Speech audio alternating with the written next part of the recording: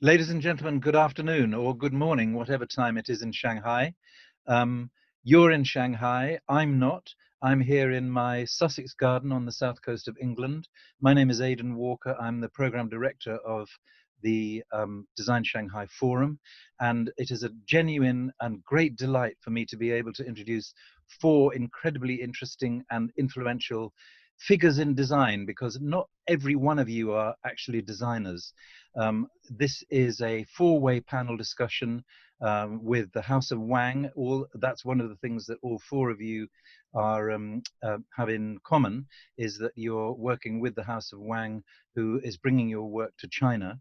So, reading from the right on my screen, we have Emily Johnson, who is the fifth generation of the ceramic designers and ceramic company, a very long established and highly respected ceramic company through the Johnson family. But her version of that started comparatively recently with her and her father. It's called 1882 Limited. Next up, reading across my list, is Lee Broome. Lee is one of the things that have been said about Lee is Lee Broome is to furniture what Marc Jacobs or Tom Ford are to fashion. Um, Apart from the fact that he's a very interesting person, in and of himself, his own background is really interesting because he started as a fashion designer, worked with the what we might call the godmother of punk. And then when I remember her name, or perhaps Lee can remind me who that actually is. And then he's also worked in theatre design as well. So there's a very strong sense of narrative about his work. And one of the things that I particularly like about Lee's work is his connection between British classicism. There's something very British about Lee's work, but also something very modern and powerful. He's got a great big installation on the House of Wang stand in the Design Shanghai show, and so we'll be talking about that a little bit. Next up, we have Nada. Nada Debs is, again, I think possibly amongst many, many reasons why she's so interesting, but she is a citizen of the world, if ever there was one. Born in the Lebanon, grew up in Japan, studied at Rhode Island School of Design in Rhode Island in the United States, has lived and worked in London, and has now returned to the Lebanon. Nada, we've been in touch over the recent months of the summer, and her own studio and indeed her house was severely, severely damaged, pretty much destroyed in that Oh, incredible explosion that Beirut had in September. But she's bouncing back and showing her fascinating work, both in Beijing and in Shanghai. Last but not least, Pavlo Stakleff is what I might call the owner of a portfolio. It's a bit like House of Wang, really. Pavlo is he's a designer who carries other people's design, other people's work.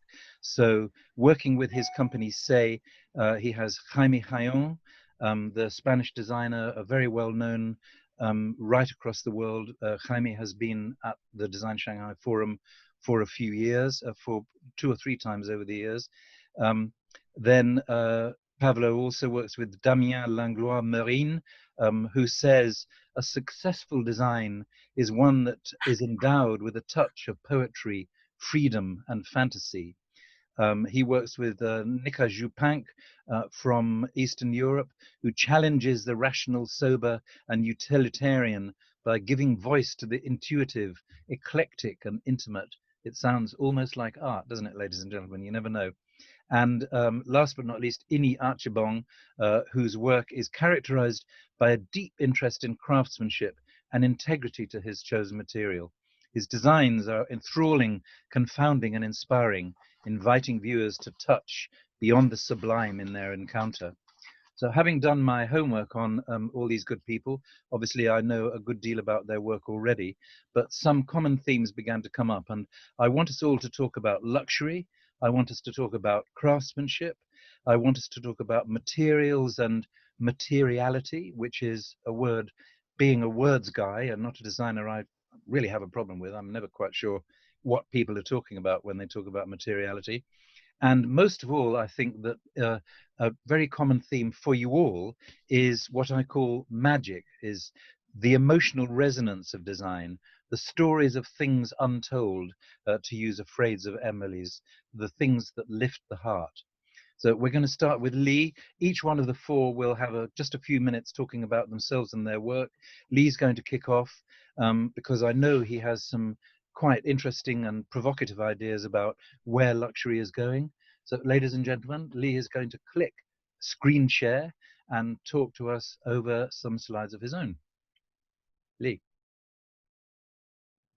Okay, thank you, Aidan. Yeah, just really wanted to talk a little bit about myself, the company, the products. Aidan's correct. I started out in theatre school actually, as a child actor. Then I moved into fashion, and the godmother of punk that you were referring to was actually Vivienne Westwood. I worked with her for a number of months in London and in Paris, then became an interior designer, and then now find myself being a furniture, lighting and accessories designer with my own brand under my own name. We have a showroom in London and also a showroom in New York. We design, manufacture, create and sell all of our own products. We have a factory in East London where we do this, where we do all of the assembly and all of the production and distribute all of our products all over the world to over probably around 50 countries. And we have around 200 dealers now that sell all of our products, which are also manufactured all over the world, which is very important to us. In terms of the products that we do, although I design furniture and accessories, we are probably most known for our lighting, which is something that I like to specialize in. And Aidan was correct. One of the things that I like to inject into my work is, first of all, a sense of modernity and contemporary, but I like to put a twist on that. And one of the twists on that is also a sense of classicism.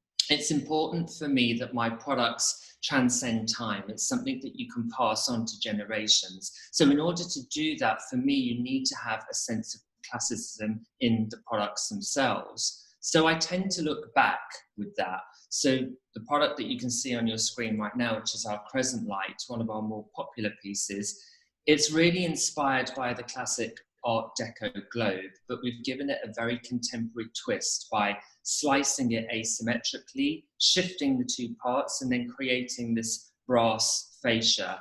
So it gives you a sense of familiarity. You've kind of seen that product before, but not specifically in that way.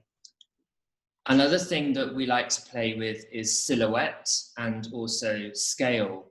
Our carousel light here is an impressive piece, a lot that we sell to hotel lobbies, but also sort of large residences.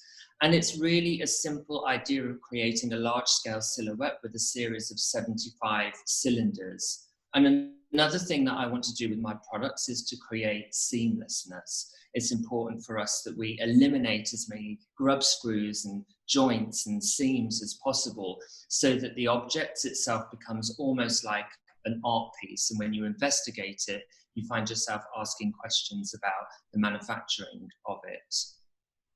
One of our more recent pieces, which is our Orion Light, I've been playing with the idea of constellations and actually giving the end user, whether they be a designer, an architect, or a general customer, the chance to create their own stamp on the product. People want to have more uniqueness. They want to have something more bespoke.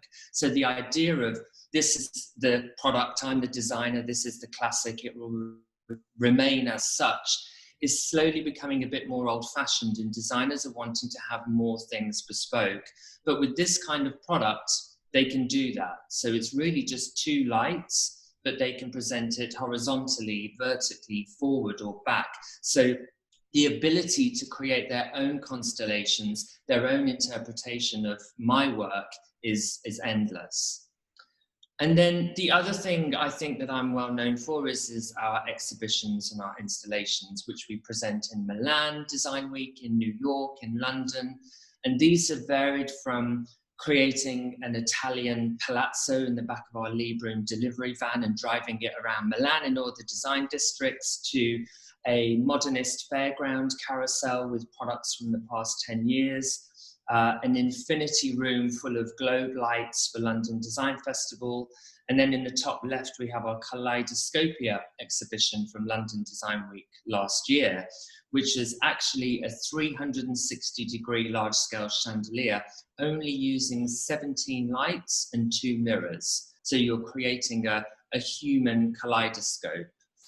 And this is something that we have going to be and are presenting at Design Shanghai with the House of Wang. So this is our Kaleidoscopia 2, which we've sort of made even more large scale and created 6 of these kaleidoscopes for people to walk into and see between 1 and a handful of products, all reflected amongst 2 mirrors to create a 360-degree chandelier and a 360-degree experience, which you can see at the House of Wang. And I hope you'll all enjoy it. Thank you very much. Fably, thank you very much. Excellent. And let's hope this goes seamlessly. He remembered to stop screen sharing. Emily Johnson from 1882 Limited. Emily, you're the one whose work that I know least about, but I have done some homework. One of the things that you can tell us is why your company is called 1882. Absolutely. So I'm actually a 5th generation ceramics family. So my forefathers formed a company called Johnson Brothers back in 1882. Okay. And my father, pictured there, is obviously generation 4. And he was sequestered from the family business into Wedgwood when Wedgwood bought it back in the 60s. He started in the industry in the 50s and went on to be head of manufacturing at Waterford Wedgwood until he retired in 2002. Now, Johnson Brothers was still owned and operated by Wedgwood. So when we decided to form 1882 all but 9 years ago, the importance was to ensure that manufacturing was maintained in the UK, where Johnson Brothers at that point was being made by Wedgwood in Indonesia. So 1882 is obviously the year that my forefathers formed Johnson Brothers, and we stand very firmly on English heritage, the heritage craft skills of Stoke-on-Trent. Everything we make, we produce in the joys of Stoke-on-Trent, and utilise all those wonderful skills there. These are some of the people that we work with. So as well as ensuring that we sing about the origin of where it's made, we also want to sing about the people who make it. So you touched, Aidan, on magic. Now, magic to me is the people that make the products. Without the people handcrafting our products, you lose the magic. So what we have done over the years is partner with some of the world's greatest designers, soon to be hopefully someone who is on this panel with us as well.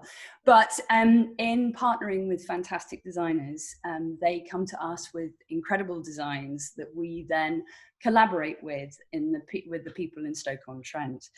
And again, that is a true collaboration. So what is also really important for us is talking about process. So again, every process leads to the magic of the design. So pictured here is some examples of the Max Lamb crockery collection that was our first proper collection that is now on permanent exhibition in the Louvre in Paris. So this is highlighting the process that goes to the beginnings of making one of our collections. Max is a very process-driven designer and basically carved his initial models out of plaster, to which we then place into production and produce his wonderful crockery collection. Then touching on collaboration, collaboration is incredibly important, not only through the designers, but also the people who work with us. Pictured here is the wonderful Bruce McLean. So each collection that we have with each designer is very, very different. It makes our life very, very complicated, But what it means is that we not only highlight the wonderful skills that reside in Stoke-on-Trent, but we also push the bounds of the material. Now, if you think of normal ceramics, you think, oh, cups, saucers, and plates, which is fair enough, and a wonderful world of cups and saucers and plates. But even with that, we try and push the bounds of the decoration. We try and push the bounds of how it's made. So, for example, here you have Bruce, who was working on some slab-built ceramics with us. Oversized in scale, so incredibly complicated, all hand done by him, creating each piece to be a work of art. So listed or placed here are 4 of the collections that we are having with House of Wang, which are wonderful. Again, Bruce McLean with his pattern tableware, a wonderful collection on your top right-hand corner from an artist called Deborah Allen, which was inspired by some bucolic English countryside, as I'm sure you can see in there. Then we have Luster by the wonderful Bethan Gray, which is a very complex pattern. She decided that she wanted to decorate the inside of a bowl, and this may sound very easy, but that bowl is in 9 segments and takes 45 minutes to decorate. And then moving to the right, bottom right, is a collection with Queensberry and Hunt, the wonderful David Queensberry, who has more collections in the Victoria and Albert Museum than any other designer. This is, again, showing another set of skills that reside in Stoke of hand glazing. So as you can see, just by the 4 that you have listed there, it's very different what we try and do in terms of the breadth of our collections. And then we move on to our icon collections. So as well as the standard collections, icon collections are impossible to make, limited in edition and large in scale. At your top right hand of your screen, you'll see 2 pieces called Positive and Negative. Unfortunately, we should have called Negative something else, because Negative took us 3 years to perfect. It is quite possibly the hardest piece we have ever done. So this is a collection by a design duo called Schtakleff, and the vase is a vase of a mold that is the mold that is used to create the positive to your right. It is, as I say, hugely complex, and a true testament to what we do as a company. We make what we love, but by God, we need to love what we make. So there you have it, in essence. I love that one, Emily. I love that one. I really picked up on that. That's great. Thank you very much. Are you done? Sorry, I've interrupted you. Yes, you're great. One thing, guys, that I need to point out to you is left and right mean the entirely opposite when people are actually looking at your screen. You are seeing something on your left, but we are seeing it on the right. Like, for instance, I know that I'm touching my right cheek now, but the light is coming from my left, but it looks like it's coming from the right. So when you try and explain on their toes. Yeah, that's very good. Left and right. Who needs left? Who needs it? Absolutely. Let's just use north and south. Pavlo, when you began Say in 2007, you had a goal to reclaim the glamour and quality of 20th century furniture and to become a dynamic and innovative presence in the world of contemporary luxury design. I suppose one of the first questions that arises from that idea is, have we lost the glamour and quality of 20th century furniture? Tell us a little bit about Say, about your company and what you do and why you do it and who you do it with. Sure. So Say, the idea behind Say, like you said, was that we wanted to create effectively a European design brand, and the main aspect of it was to create a brand that created timeless pieces. And by that, we really wanted to create pieces that the owners of these pieces would pass down from generation to generation. We didn't want to focus on mass market. We really wanted to try to produce a slightly new design language. And at the heart of Say, you have 2 main elements, which is this very clear design language that I think has developed over the years that we've been around, which is following what we call the line of beauty, very kind of soft, curvaceous shaped, very tactile shaped, and at the same time combining those with noble materials such as wood, bronze, ceramic, glass, crystal, materials that have been part of our environment and you know, our history, and that allow us to feel grounded in the space where we live. To do this, we had to seek out a very careful network of European craftsmen, European artisans who specialized in those materials, to help the designers that we work with really elevate their concepts by working with people who really understood the materials that we were wanting to work with.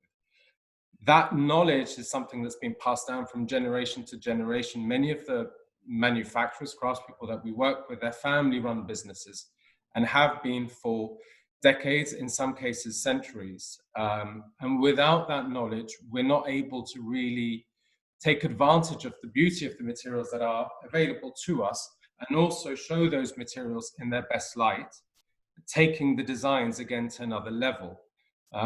We've tried to work consistently within Europe. It's something that's very much at the core of what we want to do.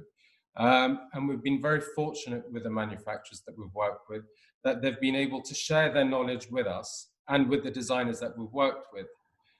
The education that we've learned from them and shared with the designers, and the openness between the designers and the manufacturers, is really at the heart of what we do. People talk about the kind of the people behind the pieces being what make the pieces come to life. It's so true. And with Say, it's very much, we are totally dependent on their knowledge. And it's important for us to continue that heritage, because if we don't help them, we worry that, you know, in time, their knowledge, their traditions, their skills may no longer be available to the next generation of designers and to the next generation of people who are interested in design and want to bring this into their home. We try wherever possible also to challenge these manufacturers, and this is why we choose the designers that we work with. We're very careful on picking only, you know, and working with a designer at a time to do what we call a collection. A collection is about 20-25 pieces, so it's a large volume of work. And the designers will then provide our manufacturers with pieces that they're not necessarily used to making. And that re-energizes them in a way, and it allows us to then create pieces that have a real integrity and a real place in someone's future home or in someone's future design, to give them something that hopefully will remain timeless and will remain something that they're proud to have and proud to pass on to their next generation. So we've tried to combine different materials, different colors, different textures, to allow to create what we hope is a rather serene environment. Our pieces all have an element of whimsy to them. It has to be something that people feel happy and content to live with. And I think today more than ever, this instinct to live and surround oneself with noble materials, real materials that we feel and that we can touch and are part of our own history, allow us to be more grounded. And in a world where things are slightly confused and a little bit scary, I think that drive and that need for those type of materials to be, and those type of designs to be around us, is key to allowing us to create environments where we feel at peace. And this is really what we're hoping to do. That, combined with the type of designs that we do, we hope is glamour, but we're also looking to try to create a more serene environment for people. Great, Pavlo, thank you very much. Thank you. Unshare your screen. Very good. Cool. This is all working very well. Although I can see, I'm hoping that this is not recording. There's a little message coming up from Zoom telling us that we haven't got that much time left. So we might have to leave the discussion to our people in Shanghai itself, Simone Chen from Idiot Magazine, who's very handsomely agreed to do what I normally do in Shanghai, which is introduce people and conduct conversations, and also with Ruby Ren, the creator of the House of Wang. Last but not least, Nada. Best till last, I think we could say. Thank you. Not to insult the others, of course. What ties your work together, I'm told, I think your website tells me, is your ability to distill culture and craftsmanship to create pieces of emotional resonance. And that's one of the reasons why I asked you to come last, because I think that kind of encapsulates the whole conversation. Every one of you has talked about craft and craftsmanship in different ways, and indeed luxury. And that's the conversation I would like to have, given that we really haven't got that many minutes left. But Nada, please stop me talking and you talk. All right. So here, I'm just going to just show you how, by moving from Japan to the Middle East, how there were like some moments of transition and transformation. So let me see. Materialize. So when I first moved to Lebanon, my longing for a connection to my roots brought me to Beirut in the year 2000. And that's where I established my studio and furniture boutique. And one of my first designs were predominantly influenced by Japanese minimalism and a bit of American functionalism, because that's what I learned in America, where form and function come together. And this is my most probably popular piece, especially in America, which is the pebble I table. need to interrupt you. Have you clicked share screen yet? Oh, yes. Oh, I did, but let me try again. Because we're looking at you. It's a very nice thing to look at, but Oh, sorry about that. Okay, let me go back. I thought I did. Let me just see where I am. At the bottom of your Zoom screen, there should be, if yes, you your mouse no, share screen. Okay, let me go back. Okay, sorry about that. So materializing early influences. So this is all about the 6 moments of my design journey. And here's a pebble table. So you can see the adaptability, but it's very pure and minimalist. As I started to live and work in Beirut, I realized that there was no Middle Eastern contemporary aesthetic. Traditional crafts was used just to produce very traditional work. And this is where I brought in my Japanese sensibility, taking this intricate and beautiful craftsmanship that I found in the region and translating them into much simpler pieces that communicate to a contemporary audience. And as you can see, there's my application of simple geometric patterns on the furniture. So you can see the different crafts I've adapted. Experimenting with new materials. So the more I go into the work, instead of just doing the inlay craft work, I started to apply it to different materials like concrete. This is the concrete carpet, which was shortlisted for the Jamil Prize at the Victoria and Albert Museum. And it was displayed there, I think, in 2017. And here also are some tables where, by applying an organic material into a mass-produced industrial material such as concrete, we've given concrete a more noble feel to it. This is the Msharabiya cabinet. It's a very typical traditional window style they use in the Middle East, but by adding color and using different materials like turned plexiglass, we've created a more contemporary piece. And here I've also worked with craftsmen and applied the actual inlay technique and the marquetry technique on resin. So again, it just completely gave a modern touch. So my work just became a dialogue between opposing entities such as local and global, new and old, industrial and natural, rough versus soft. And a synergy was born that I feel is visually captured in my rug collection called You and I, which was an initiative to empower the carpet weavers in Afghanistan. And here you can see the traditional techniques of carpet weaving, as well as adding that modern look, which is the more plain, and it's woven as one piece. And it kind of started to show that there's a sense of balance between the different opposing entities. This is the Now and Zen bar, and my mission became to revive and celebrate craft in the Middle East. And this was important because I felt that craft and texture had the ability to stir emotions. This is a bar, and this is, you can see that the intricacy and details have the ability to communicate with humans in a primal level.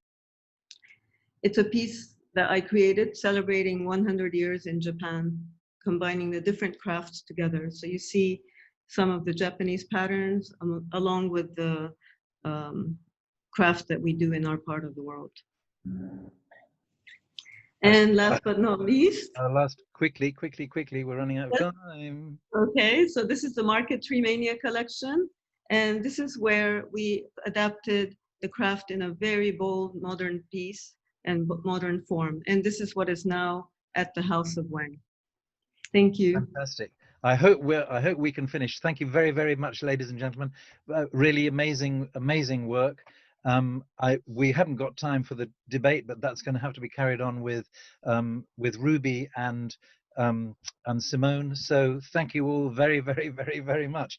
4 people, 4 incredibly diverse and wonderful work in a very, well, it seems like a very short time anyway. So to Emily, to Pavlo, to Lee, and to Nada, many, many thanks. And Shanghai, enjoy. Thank you. you. Bye. Bye-bye. Bye now.